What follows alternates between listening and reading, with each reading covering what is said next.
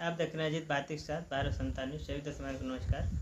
हमारे एक अजीत जिनके साथ समाज का सेवा करते हैं, उनके कुछ मेरे सवाल है भारत संतान न्यूज पर मुझसे व्यक्तिगत। तत्वदर्शी समय महाराज जी हैं, आप इनका कुछ सवाल है जो इस देश में जो आरक्षण पे सवाल करेंगे, हमें भारत संतान न्यूज के दर्शकों भाइयों को मैं बताने का प्रयास करूँगा। मैं आपसे अजीत भारती जी, आप एक पत्रकार भी हैं और आप राजनीतिक में भी रुचि अपना रखते हैं। तो आप से मैं एक सवाल पूछना चाहता हूं कि मायावती का बयान जो आया है 9वीं सूची में आरक्षण डालो, सुरक्षित किया जाए। हाँ, सुरक्षित किया जाए। उस पे उसके लिए आपका सवाल क्या है उस पे? देखिए, पहले तो देश के जितने भी राजनीतिक दल हैं बात आरक्षण की करते हैं, लेकिन जिस प्रकार से आरक्षण को देखिए, लगातार जो बहुजन समाज के सीएम हैं, पीएम बनने का उतना अवसर नहीं मिलता है, फिर भी संविधान की वजह से अवसर मिला। तो मैं उनको सबको सलाम करता हूँ और देश की जनता की मैं अभिवादन व्यक्त करता हूँ कि देश की जनता ने काफ़ी हद तक लड़ाई लड़ी है और आज भी लड़ रहे हैं। बात कर लेते हैं अगर ब्राह्मणों की, तो सबसे पहले देश के प्रधानमंत्री बनते हैं पंडित जवाहरलाल नेहरू जी। तो इस वक्त बाबा साहब अम्बेडकर जी भी थे, लेकिन लोगों को ये नहीं मालूम है कि बाबा साहब अम्बेडकर जी ने जो 9वीं सूची में देश का जो भूमि है 1951 में सवर्ण द्वारा, उनके प्रतिनिधियों के द्वारा दबाव बनाया गया और 9वीं अनुसूची में भूमि को डालकर उनको सुरक्षित किया गया। ये बात देश की आज़ादी के बाद लोग बात इन चीज़ों को नहीं समझ पाए। वही है, बहन मायावती जी ने इसीलिए उस पर दबाव बनाई क्योंकि वो बहुजन समाज पार्टी की राष्ट्रीय अध्यक्ष भी हैं और देश की लंबी राजनीति में सक्रिय रही हैं और संघर्ष रहा है। तो उनसे इस उत्पीड़न और दर्द को कोई समझ नहीं पाएगा, क्योंकि जो 92 के दशक की बहुत बड़ी लीडर मानी जाती थी। तो उन्होंने 9वीं अनुसूची का जो जिक्र किया है बहुत सोच समझ के किया है। और जो लोग इस बात के लिए, जो Bahujan Samaj SC ST OBC समाज के लोग हैं, तो उनको ये दर्शाने की बात कही कि जो 9वीं अनुसूची में मैं जो कही हूँ दिखावा नहीं है। अगर एक बार 9वीं अनुसूची में अगर ये चला जाता है आरक्षण, तो हमें लगता है कि संविधान को जो हृदय है उस तरह स्थापित हो जाएगा और अनुसूची में जो लगातार जो भाजपा और कांग्रेस के नेताओं के द्वारा टिप्पणी किया जाता है सवर्णों के द्वारा, तो ये उनके लिए मुश्किल हो जाएगा और सुरक्षित हो जाएगा ये आरक्षण। इसको थोड़ा समझना कठिन है लोगों को, लेकिन वो समझ जाएंगे। अच्छा, एक और, जैसे कि अभी युवा में एक नेताजी हैं SP जो चंद्रशेखर का बयान जाति नहीं जाती है, देखिए इस पे आप क्या कहते हैं? चंद्रशेखर आज़ाद जी आज़ाद समाज पार्टी के राष्ट्रीय अध्यक्ष हैं और भीम आर्मी के चीफ भी हैं, तो उनका भी मैं अभिवादन करता हूं भारत संतान न्यूज की तरफ से। उन्होंने देखिए अकेले संसद में गए हैं, तमाम लोग ऐसे हैं, अब तो जय भीम संसद में गुजरने लगा है, लेकिन जो वो रंग है, वो जो बातें हैं, जिस तरह से, अब थोड़ी सी मैं धर्म पे जाऊँगा क्योंकि धर्म पे बैन है भारत संतान न्यूज पे, लेकिन उदाहरण के लिए सिर्फ बता रहा हूँ कि जब जैसे कि सवर्ण हैं, 3% सवर्ण हैं, उनको आप कुछ भी बने या कुछ भी करें, लेकिन उनके धर्म पे जब भी खतरा आता है उसके लिए वो लड़ते हैं। तो बात कर ले बहुजन समाज के, जाटो समाज के लीडर हैं, तो बाबा साहब अम्बेडकर जी जो संविधान लिखे हैं वो भी इसी समाज से आते हैं। तो इसलिए जो उत्तरदायित्व बनता है आरक्षण की सुरक्षा करना, देश की सुरक्षा करना और संविधान की सुरक्षा करना। जो अंगुलियां लगातार चंद्रशेखर आज़ाद जी को उठाए जाते हैं, या जो बहुजन समाज के नेता अपने आप को कहते हैं, सिर्फ दिखावा है। लेकिन जो चंद्रशेखर आज़ाद जी का बयान है वो सही है, क्योंकि उतने बड़े लीडर के साथ भी बात करें तो लोग दलित लगाते हैं। चंद्रशेखर आज़ाद जी आपको बता दें कि चंदौली में घटना हुआ था, एक नहीं, अभी जो दलित का बात किए हैं, तो दलित तो अब इस समय अखिलेश भी अपने को बोलते हैं दलित हम भी हैं, तो क्या वो हैं, मानते हैं या फिर दिखावा है? देखिए, जो उनका बयान है वो उनका राजनीतिक बयान है, क्योंकि उनके सारे जितने भी प्रतिनिधि चुनाव जीत के गए थे तो अभी सदस्य भी बनाए गए हैं, तो सदस्य में ज़्यादातर नेता सवर्ण या ओबीसी से हैं, दलित से नहीं बनाए गए हैं। तो ये तो अब उनके ऊपर है, उनकी अपनी राजनीति है, उससे प्रश्न नहीं कहूँगा। लेकिन जब तक मैं मानता हूँ जो समाज जागरूक नहीं होता है तो उसको भागीदारी नहीं मिलता है। तो दलित, पिछड़ा, अल्पसंख्यक समाज को जागरूक होना चाहिए, वो किसी भी पार्टी में हो।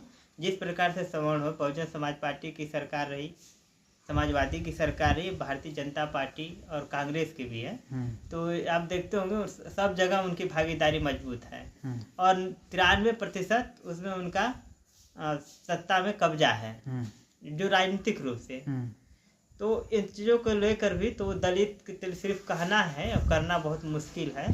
लेकिन जो चंद्रशेखर आज़ाद जी आवाज़ उठाए हैं देश की सियासत में, ये नया पहचान है, एक नई बातें हैं।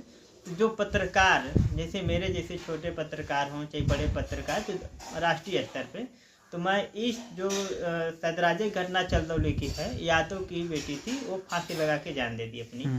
पुलिस प्रशासन ने उसके घर में गए, दबिश डाले, जिसके प्रेशर में आकर उस बच्ची ने जान अपना दे दिया। तो चंद्रशेखर आज़ाद जी वहाँ पे आए, बड़े कैंपेन किए, इंसाफ की मांग किए। आपको भी मालूम होगा कि कोई भी हो, मैं हूँ चाहे आप हूँ, अगर कोई अपराध होता है तो भारत में बाबा साहब अम्बेडकर जो संविधान लिखा गया है, लगभग 99% लोग विरोधी होते हैं। तो जो निर्णय आते हैं कोर्ट के, वो आने में आपको 10 साल लग जाते हैं, करीब 10 साल 5 साल इतने लगते हैं। तो इसलिए जो लोग कहते हैं कि संविधान गलत है या संविधान नाकाम साबित हो रहा है, संविधान इसलिए नाकाम नहीं है क्योंकि संविधान में ये इंक्लूड अधिक किया जाता है बाबा साहब के द्वारा कि एक जो व्यक्ति है, बेकसूर व्यक्ति को सजाना, अगर बेकसूर हो जाएगा तो संविधान पर लोगों का विश्वास उठ जाएगा, इसलिए लंबी प्रक्रिया चलती है। तो चंद्रशेखर भाई तो ओबीसी की भी आवाज़ उठाए, सवर्ण लोग जहाँ पे उनकी हत्या हो जाती है वैसे मामलों में, तो चंद्रशेखर भाई वहाँ भी आवाज़ उठाए थे। तो एक कहना पत्रकारों के लिए गलत है कि वो दलित के नेता हैं। तो जो भी बड़े नेता हैं, अब बहन जी को देख लीजिए, सतीश चंद्र मिश्रा को प्रधानमंत्री सीएम बनाए, उप मुख्यमंत्री बनाए, तो अब मंत्री, शिक्षा मंत्री भी ब्राह्मणों को बनाई। तो फिर बहन मायावती जी दलित की सीएम कैसे? वो तो देश की सीएम हुई, वो देश के लिए कार्य की। जैसे कि बाबा साहब अम्बेडकर जी की सारी क्रांति को, आरक्षण तो सिर्फ मात्र दलित यानी उनके जो जाटो समाज को तो नहीं मिला है, सभी को मिला है। तो इस तरह जो प्रचार मीडिया के द्वारा किया जाता है, इससे देश में एक द्वेष पैदा होता है और कुछ लोग ये लगता है कि आरक्षण सिर्फ इनको मिला है, ऐसे जाति के और इस जाति के नेता हैं। आप वैसे मेरा आप सवाल कर सकते हैं, आप देखे होंगे कि बहन मायावती जाके एक भी ऐसा कार्य है जो उनके जाति के लिए है? नहीं, उनके जाति के पर्सनल तो कोई ऐसा काम नहीं किए। लेकिन आपसे एक सवाल और है कि आरक्षण जो जब भी छेड़छाड़ किया जाता है इस सरकार में या किसी भी सरकार में, तो सिर्फ अनुसूचित जाति ही पे क्यों? आरक्षण तो सभी को है लागू, 10% सम्मान को भी है, तो उसमें क्यों नहीं? देखिए, हमने क्या कहा कि जो उनका समाज है वो इतने मैच्योर हैं, इतनी मजबूत हैं कि सिंपल सोचिए, जो संविधान की सारी समितियों ने ये कहा कि अगर कभी देश में आवश्यकता पड़ी तो जो आरक्षण है बराबरी होगा तो आरक्षण खत्म किया जाएगा या तो आरक्षण बढ़ाया जाएगा। तो आरक्षण सब मंडल कमीशन आता है, उसके बाद ओबीसी समाज को भी 90 के दशक में आरक्षण मिलता है। तो आरक्षण 50-50 होता है। उसके बाद ये हुआ कि संविधान में कोई परिवर्तन करके अधिक आरक्षण नहीं किया जा सकता है, जिससे कि देश में हिंसा और व्यापक स्थिति आ सकती है। क्योंकि 50% इसलिए छोड़ा जाता है कि जो ओबीसी एसटी कमजोर तबके का स्टूडेंट काफ़ी अच्छा नंबर लेके आए, तो उसको दबाकर कम अंक में ना रखा जाए, उसको प्रोन्नत किया जाए और हाईएस्ट वाले नंबर में डाला जाए, ताकि उसके विवेक और क्षमता अधिक रहे। आरक्षण उनके लिए जो कमज़ोर, थोड़ी सी माइंड में जो कार्य करने की वजह से, घर गृहस्थी की वजह से थोड़ा कमज़ोर होते हैं, इसलिए उन इंक्लूड उधर किया जाता है। तो उसको भी सवर्णों ने ख़त्म किया। तो ये चीज़ें बहुजन समाज को अभी जागरूक होने की ज़रूरत है, और ये ना समझें कि अगर कोई जा रहा है समझदार दलित समाज का, तो ये ना समझें कि वो हमारे लिए अधिक काम कर रहा है। वो कर दें क्योंकि उन संसाधन विहीन समाज है, उसके बावजूद भी किसी प्रकार से आप तक पहुंचता है, तो ये काफ़ी कार्य है। और एक बहन जी का एक बड़ा बयान आया है, वो एक बयान हम बता देना चाहता हूँ दर्शक भाइयों को कि राजनीति से बड़ा जो उत्पीड़न की बात हुई, बहन जी ने बोली कि सामाजिक उत्पीड़न, जो यही मुद्दा था, दलित पिछड़े संख्यकों राजनीति से बहुत बड़ा उत्पीड़न है। ये स्वाभाविक चीजें हैं, राजनीति से ही होता है उत्पीड़न। हाँ, तो देखिए जो राजनीति में क्या है कि नेता कोई भी समाज का हो, उसे परिस्थितियों के कारण या पार्टी को बचाने के लिए किसी भी पार्टी के साथ समझौता करना पड़ता है। इसके उनका ये इशारा था। इसलिए जो सामाजिक उत्पीड़न के लिए आरक्षण को हटाया नहीं जा सकता है और मजबूत करना चाहिए 9वीं अनुसूची में। वही चंद्रशेखर आज़ाद जी हैं जो बहुजन समाज के युवा बहुत बड़े नेता हैं, उन्होंने लगातार आवाज़ उठा रहे हैं, पूरे देश में आरक्षण की भी बात कहे हुए हैं। और सवाल है आपका तो ले सकते हैं।